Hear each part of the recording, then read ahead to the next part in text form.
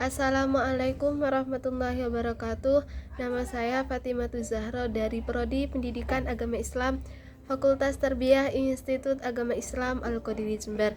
Nah, di sini saya akan memaparkan materi yaitu konsep dasar evaluasi, di mana untuk memenuhi tugas mata kuliah evaluasi pembelajaran yang diampu oleh dosen Ustadz Fikri Farikin MPDI. Langsung saja pada pembahasan.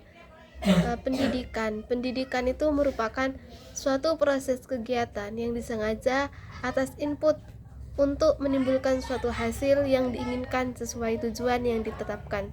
Jadi sebagai sebuah proses, maka pendidikan harus dievaluasi hasilnya untuk melihat apakah hasil yang dicapai telah sesuai dengan tujuan yang diinginkan. Salah satu cara yang dapat dilakukan untuk mengetahui hasil yang telah dicapai oleh pendidik dalam proses pembelajaran adalah dengan melakukan evaluasi. Nah, untuk evaluasi sendiri itu apa, teman-teman? Evaluasi merupakan subsistem yang sangat penting dan sangat dibutuhkan dalam setiap sistem pendidikan, karena evaluasi dapat mencerminkan seberapa jauh perkembangan atau kemajuan hasil pendidikan. Untuk istilah evaluasi itu berasal dari bahasa Inggris yaitu evaluation yang artinya penilaian. Evaluasi ini memiliki banyak arti yang berbeda. Menurut Wong dan Brown, evaluasi adalah suatu tindakan atau suatu proses untuk menentukan nilai daripada sesuatu. Jadi evaluasi pendidikan itu dapat diartikan sebagai suatu tindakan atau proses untuk menentukan nilai segala sesuatu dalam dunia pendidikan atau segala sesuatu yang hubungannya dengan dunia pendidikan. Selanjutnya, selain evaluasi, di sini juga ada istilah penilaian. Penilaian adalah proses sistematis meliputi pengumpulan informasi, analisis dan interpretasi untuk mengambil keputusan. Jadi untuk penilaian pendidikan ini merupakan proses pengumpulan data dan pengolahan informasi untuk menentukan pencapaian hasil belajar peserta didik. Selain itu, di sini juga ada pengukuran. Menurut Won dan Brown, pengukuran adalah suatu tindakan atau proses untuk menentukan luas atau kuantitas daripada sesuatu. Jadi antara evaluasi, penilaian, dan pengukuran ini memiliki makna yang sama, yaitu untuk mengumpulkan suatu data, mengumpulkan bukti yang akurat untuk mengetahui hasil pembelajaran peserta didik sudah sampai di mana, seperti itu. Jadi untuk tujuan evaluasi sendiri itu yaitu untuk mengumpulkan bukti yang akurat untuk mengetahui hasil pencapaian belajar siswa. Nah, selain itu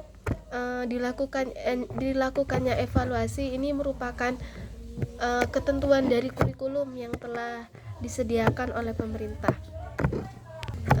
Dengan diadakannya evaluasi ini, jadi seorang pendidik itu mengetahui sejauh mana peserta didik yang diajar itu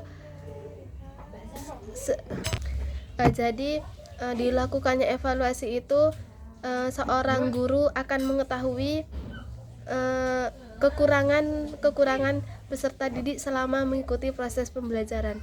Jadi guru perlu melakukan penilaian untuk mengetahui bagian mana dari materi yang sudah dikuasai peserta didik dan bagian mana dari materi yang belum dikuasai.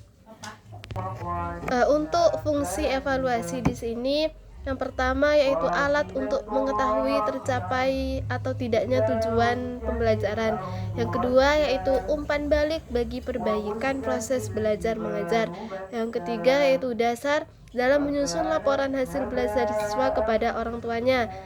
Selain itu juga sebagai seleksi, sebagai bahan-bahan informasi apakah anak-anak tersebut harus mengulang pelajaran atau tidak, dan sebagai bahan informasi dalam memberikan bimbingan tentang jenis pendidikan yang cocok